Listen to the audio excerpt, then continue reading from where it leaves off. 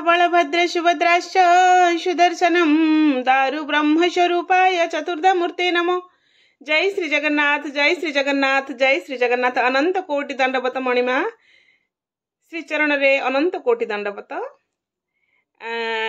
आज वर्तमान ठारू आज वीडियो मु स्टार्ट करुछि। समस्त को दंडवत प्रणाम एवं समस्त को पुणी थे स्वागत करुछि आम घर आम बगीचा चैनल को। आज आपण मानक पई गोटे सुंदर विषय वस्तु महाप्रभुंकर नीतिकांति विषय रे मु गोटे टॉपिक आनी जोटा कि टॉपिक नाटी हूँ पट्टी दियो बा दारू दियो। ये पट्टी दियो कौन ए कहीं पूजा करा जाए से विषय में मु आज आपण मानक सहित उपस्थापना रखी। जदि मोर किसी भूल चुक रुए निश्चित मते क्षमा करेंगे। 12 मासरे 13 यात्रा अनुष्ठित हो आमर जगन्नाथ धाम पुरी रे। 13 यात्रार प्रथम यात्रा स्नान परे प्रभु स्नान बेदी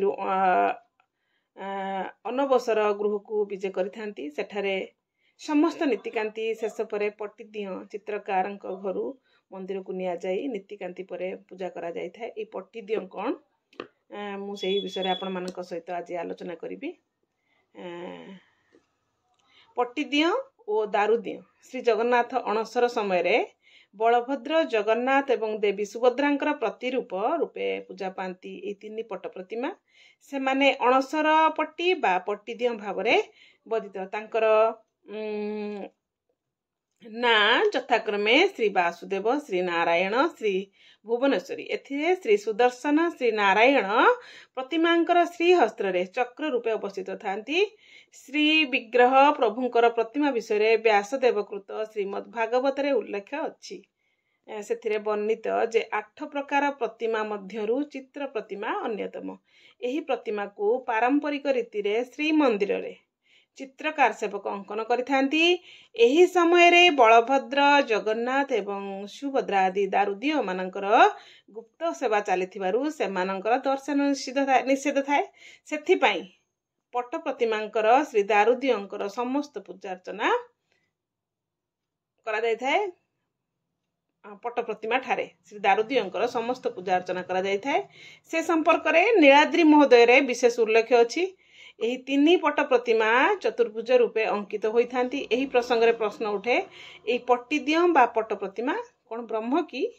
यार उत्तर रे अछि नीलाद्री महोदय रे एथिरे कुआ जायछि जेते बेले दारू ब्रह्म अणसर घरे रहिथांती सेते बेले सेठारे दारू विग्रहंकर पूजा हुए नाही। कारण सेते बेले दारू रूपी जगन्नाथ पट को आश्रय करी रहिथांती। सेही समय रे पट ब्रह्म ही दारू ब्रह्म रूपे पूजित होइथांती। अणसर शेष रे एही पट ब्रह्मंकर विसर्जन करा जाए एवं दारू ब्रह्म माने दारू विग्रह माने दारू ब्रह्म भाव रे नवजौवन दर्शन देइथांती। प्रभु बलभद्रंक स्थान रे अनंत वासुदेवंक पटचित्र रही थाए।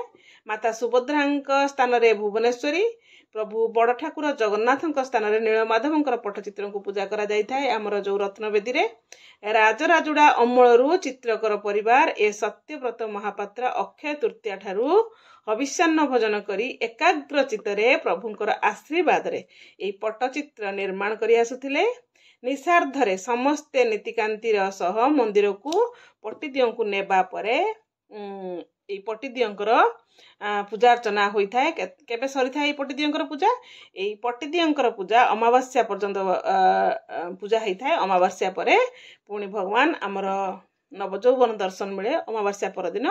तापरे आमर जहाँ नीतिकांति हुए आपण माने पुणी आमर वीडियो रे जानिबे आगु को कोन कोन सब मु निश्चित टिके टिके शेयर करी आपण मानक सहित एई दारू ब्रह्म जगन्नाथंक विषय रे। आज वीडियोटी केमति लागला निश्चित मते कमेंट माध्यम रे कहिबे। जदि मोर किछि वीडियो रे एई पट्टी दियोंक विषय रे जदि मोर किछि भूल चुक थाए निश्चित मते क्षमा करियो बोली आशा एवं विश्वास। ताले आज पई रहउची। जय जगन्नाथ, जय श्री जगन्नाथ।